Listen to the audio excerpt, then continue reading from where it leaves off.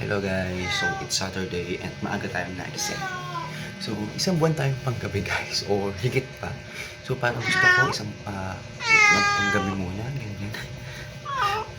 Ayan, so ang buhay ko ngayon bilang isang empleyado, sobrang busy. At bilang ano ngayon,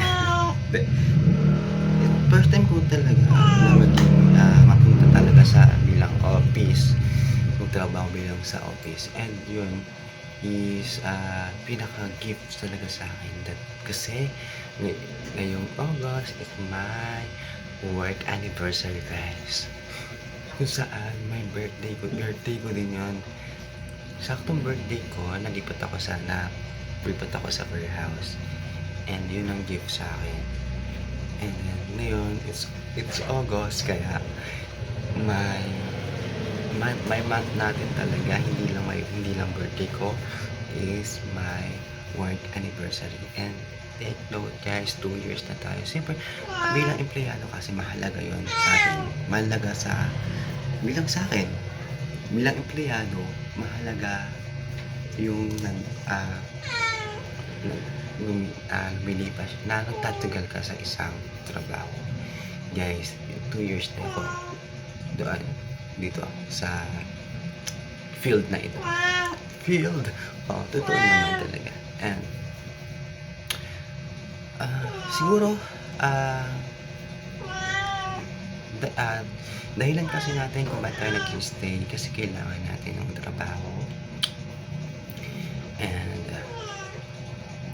kahit nagiging matatag tayo, kahit medyo alam mo na yung mga nasa paligid mo, pero that time na syempre na kailangan ka makisama, ngayon kaibiganin lahat ng tao, and yun naman talaga ang importante. And syempre mabait din sa akin yung mga tao sa paligid ko, and yun ang pinakamasaya sa akin. Basta ako isang mabuting tao, isang mabuting empleyado ako, at magiging mabuti ko sa lahat ng tao, kahit din sa mga customer natin, kasi bilang isang naging empleyado din ako ng iba't ibang kumpanya, tulad din ng mga sales, and nakikipag-usap tayo sa mga tao, and then yun ang nai-apply natin sa buhay natin, maiambag natin sa kumpanya, kung paano tayo makitungo sa mga tao na kaharap natin or mga customer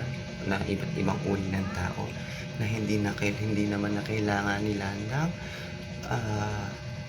makaranas ng mga ibang mga attitude natin. Kailangan maging mabuti lang tayo sa kanila kasi tao lang din sila guys. So kailangan natin maging mabait sa kanila, kahit na syempre ganun, di ba? Ganyan ina-apply ko kasi lahat na kasi ng mga natutunan ko sa iba't iba kong naging trabaho. So, kung saan tayo present or present work natin, is doon natin i-apply natin lahat ng mga natutunan natin or mga magandang asal na pwede natin i-apply sa mga tao o sa paligid natin. Ganun. Tapos, siyempre, araw-araw kailangan magkaroon tayo ang goal ko kasi is araw-araw magkaroon ako ng kaalaman. Araw-araw meron tayong nilalaman na hindi natin alam. So, yun, sa susunod na araw, alam na natin. Kaya gusto ko yung mga ganito. And then yun, nag-enjoy naman ako ngayon. And I'm so happy na mabait sa akin yung mga tao. Totoo naman, kasi mabait ako.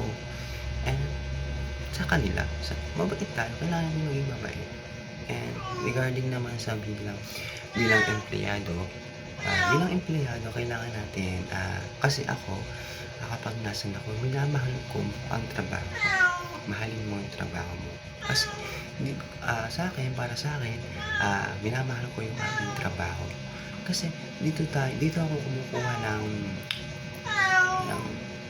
panggastos sa araw-araw, pangkain ng pamilya ko, di ba? So, kailangan natin suklian yung binabayad sa atin ng kumpanya. So, ako, para sa akin lang naman, si ingay ni Marino. Para sa akin lang naman is bilang empleyado, susuklian ko kung ano yung binabayad sa akin, 'di ba? Siyempre kailangan din natin mahalin yung wait, namamatay. Kailangan din nating mahalin yung ating trabaho kasi dito tayo kumukuha ng pangkabuhayan natin. So yun, para sa akin, kailangan ko lang sulitin talaga yung mga bagay na binabayad sa akin. Kasi kailangan natin mahalin din yung trabaho natin para tayo din ay mamahalin nila, di ba? Diba nga naman yun? Kapag minahal natin yung trabaho natin, so mamahalin din tayo ng ating ah, kumpanya. Di ba? Ganun yun. Yun yung pananaw ko sa buhay. Kasi ang dami ko ng mga experience na na work experience natin na napuntahan. So, yun. Yan. So, bakit ako lumaalis doon? So, dati kasi napaka kong sensitive kong tao. And gusto kong mag-explore yung mga panahon na yun. Gusto kong mag-explore. Gusto kong makaranas ng iba't ibang uri ng tao. So, kung sawa na ako, aalis na ako, ganyan. At pag hindi ko nagustuhan, kapag meron akong hindi nagustuhan na tao, katrabaho, is ako yung papaubaya na magre-resign ako.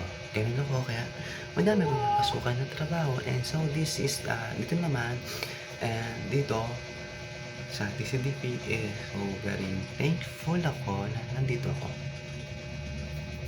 Yes. Ako'y nagpapasalamat na nandito ako sa industry na to. Di ba? And, yun lang.